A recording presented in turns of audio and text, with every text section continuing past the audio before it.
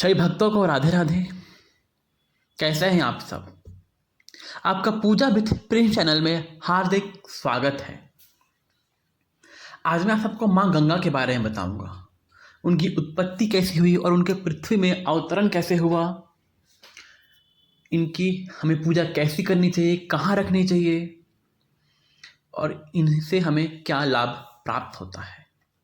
सारी जानकारी आपको इस वीडियो में मिलेगी, अंत तक बने रहिए। सबसे पहले माँ गंगा की उत्पत्ति कैसे हुई। एक बार भगवान शिव नारद मुनि और ब्रह्मदेव और विष्णु भगवान के सामने उन्हें प्रसन्न करने के लिए संगीत सुना रहे थे, गा रहे थे।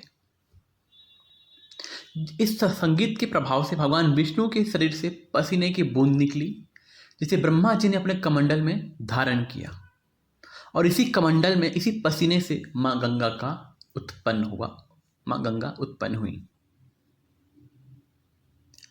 उसके बाद ब्रह्मदेव ने इस गंगा माता को हिमालय को दे दिया, जिससे वो हिमालय की पुत्री हुई और माँ पार्वती की बहन, दोनों बहनें हुई।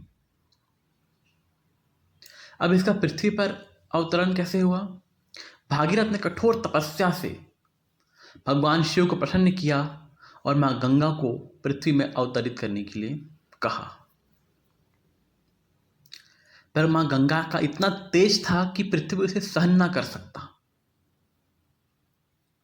इसलिए ब्रह्मा जी ने उस कमंडल को शिव जी के जटा में छोड़ा और शिव जी ने अपने हिसाब से, अपने जटा से धीरे धीरे गंगा के जल को पृथ्वी पर छोड़ा, जिससे पृथ्वी में गंगा माता का अवतरण हुआ। माँ गंगा बहुत पवित्र मानी जाती हैं। कहते हैं आप 1000 नदियों में स्नान कर लीजिए, लेकिन आप गंगा की नदी में एक डुबकी लगा लेंगे तो आपके सारे पाप, आपके सारे रोग नष्ट हो जाते हैं और उस व्यक्ति को पुण्य और मोक्ष की प्राप्ति हो जाती है। माँ गंगा का जल हमें कांसे के बर्तन में रखना चाहिए, हमें प्लास्टिक के बर्तन में नहीं रखना चाहिए और माँ गंगा को हमेशा ईशान कोण में रखना चाहिए। और गंगा दशहरा के दिन माँ गंगा की पूजा भी की जाती है। हमें ऐसे भी माँ गंगा का कभी भी अन्याय, मतलब अपमान नहीं करना चाहिए। जरूरी है गंगा का जल ही हो, नॉर्मल जल भी अगर आपको बहता हुआ दिख रहा है, बिना मतलब उसे बंद कर दीजिए, पानी को अशुद्ध ना कीजिए। कहते हैं ना, मानो तो मैं गंगा माँ हूं, ना मानो तो मैं बहता पानी। वही बात है, आपके मानने और ना मानने के ऊपर निर्भर करता है। मन सच्चा तो कठौती में गंगा, वही बात है। अब मन में छल रखिए, कपट रखिए, गंगा में हजारों बार स्नान कीजिए, उसका कोई मतलब, कोई फल नहीं होता है।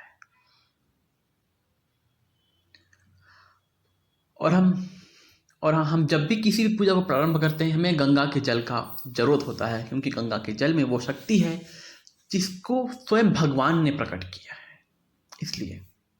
और गंगा के जल में अगर आपको कोई बुरी शक्ति का आभास हो रहा है या कुछ आपको लग रहा है, तो आप गंगा के जल को हर हर गंगे, हर हर महादेव करके छीट दीजिए, वहां से बुरी शक्ति तुरंत स्वतः ही समाप्त हो जाएगी।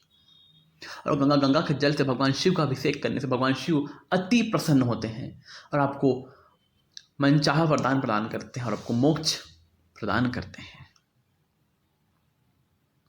कहते हैं जो गंगा के घाट पर अपना देह त्यागता है, उसे कभी भी नर्क नहीं भोगना पड़ता, उसकी सद्गति हो जाती है। इस तरह है माँ गंगा की उत्पत्ति, उनकी पूजा का विधान।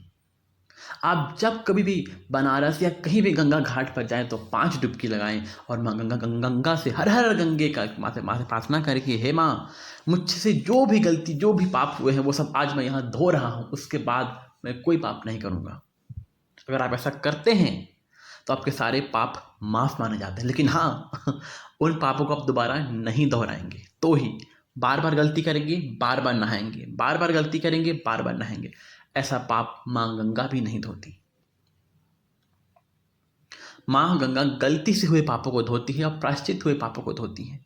जानबूझकर, षड्यंत्र रचाकर या जानबूझकर पाप करने वाले पाप को तो भगवान शिव, भगवान नारायण कोई नहीं धो सकता, उसका दंड तो आपको भुगतना ही पड़ेगा।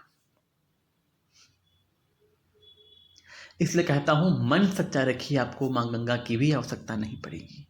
आप उन्हें यहीं से याद करोगे, आपको यहीं से शुद्ध और पवित्र कर देगी। आशा करता हूं आपको वीडियो अच्छी लगी हो, और वीडियो अच्छी लगे तो लाइक करें, शेयर करें, सब्सक्राइब करें। सही भक्तों को राधे।